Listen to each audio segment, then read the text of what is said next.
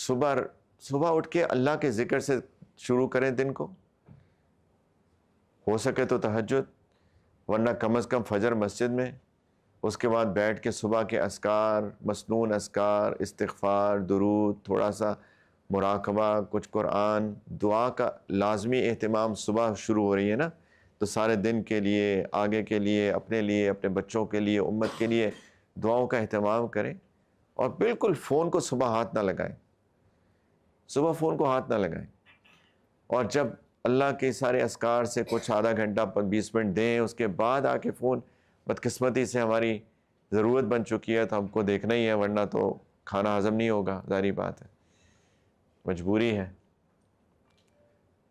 لیکن صبح اگر آپ تھوڑا سا ٹائم نہ دیں فون کو، یہ بات میں نے کہیں پہ کی، ایک بچی ہے تقریباً آئی ووڈ سے 16-17 سال کی بچی، اس نے میری بات کو پکڑ لیا اور اس نے عمل کیا۔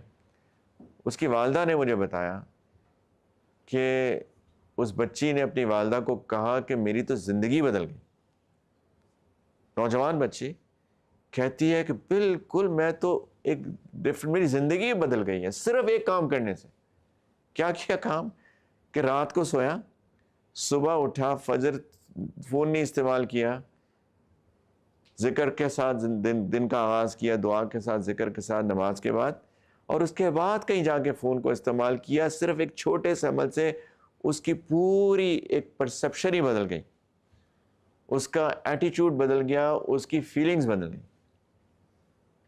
یہ کوئی چھوٹی باتیں نہیں ہیں، یہی کھا رہی ہیں ہمیں سب کچھ، نہ جسم کا خیال، نہ روح کا خیال۔ انسان نے اپنا خیال چھوڑ دیا، اور وہی ہو رہا ہے جو ہم شروع میں بات کر رہے ہیں، depression, anxiety, self harm, suicidal thoughts, and you name it. ہمارے بچے بھی، بڑے بھی، سب بھی۔ پلیز ہم اپنا خیال کریں۔ اللہ نے ہمیں انسان بنایا جو جسم اور روح کا کمبینیشن ہے، دونوں کا خیال کریں پلیز۔